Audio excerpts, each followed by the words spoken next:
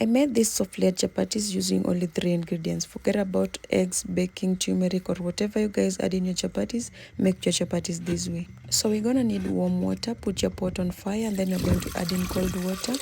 We are going to give it time to warm up. What I normally do is to test the water with my finger to feel if it's warm enough. Then I remove it from fire, ready to use. In a bowl, add in flour. I'm using all-purpose flour. So I will not really advise on the amount of flour or water that you need to use in your chapatis. It depends on the number of chapatis you want to make. So just follow these tips and it will get you there.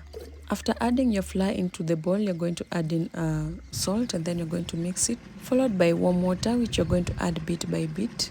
Now, sugar is optional in this case. If you like sugar, you can add it. The secret to soft chapatis lies in the dough. If the dough is soft, your chapatis are definitely going to be soft. And if the dough is tough, your chapatis will be tough as well.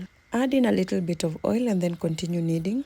Make sure your chapati dough is soft, that way it will be easy to work with. A hard or a tough chapati dough will force you to press down your chapatis with a lot of force while rolling, and that will lead to a crust like chapatis, and you do not want that. So make it as soft as possible.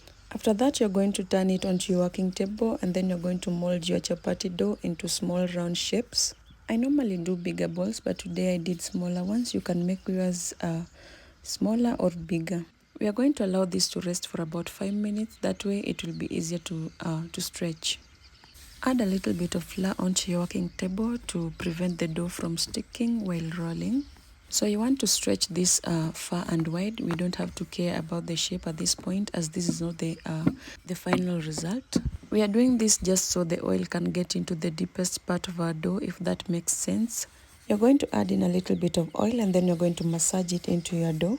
After that, you're going to make these beautiful cuts using a spoon.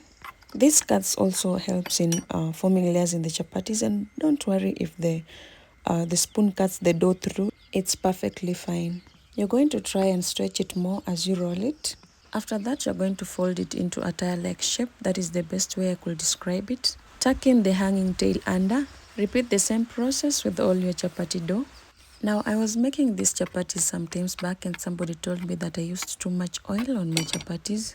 I can tell you that the oil is just okay. You cannot skip this part because how will you get the layers? Fold it and tuck the tail under, and that is it. So preheat your pan.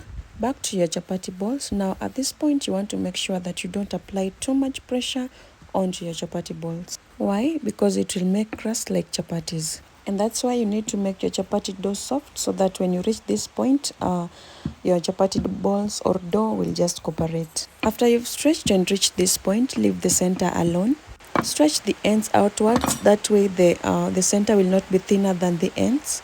We are just trying to balance it. Put your chapati in a preheated pan and then you're going to roast it on one side and then turn it onto the other side. I know this is roasting. Frying is when you add in oil, so we are going to roast it first before we add in oil to both sides. Roasting also helps in forming the layers. I honestly don't know how to explain this, but just follow the process. Fry your chapatis until golden brown and it will be good to go. Now, if you want to make a batch of them to save time, you're going to roast your chapatis on one side and then turn it onto the other side. After turning, you're going to put another chapati on top of the side that has already been roasted to prevent them from sticking.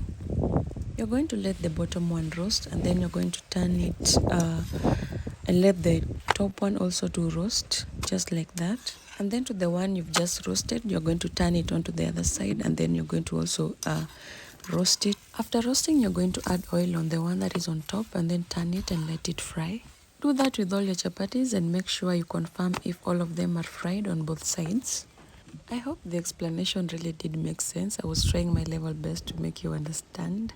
Making chapatis is really easy. Just follow these steps and you'll get to know and understand what I'm talking about. And you can use a gas cooker to make this. You can use jiko, you can use firewood, whichever works best for you. They all work. After frying all my chapatis, this is how it turned out, and I was salivating at this point. They turned out so soft, a little bit crunchy and full of layers. That is what I was looking for in my chapatis today. Now, there are two different ways that I normally make my chapatis. I will give you the other recipe soon. Look at how the layers are perfect. This can even go overnight and the layers will still remain intact. I'm Anyango. Kindly subscribe to my channel. Thank you for watching.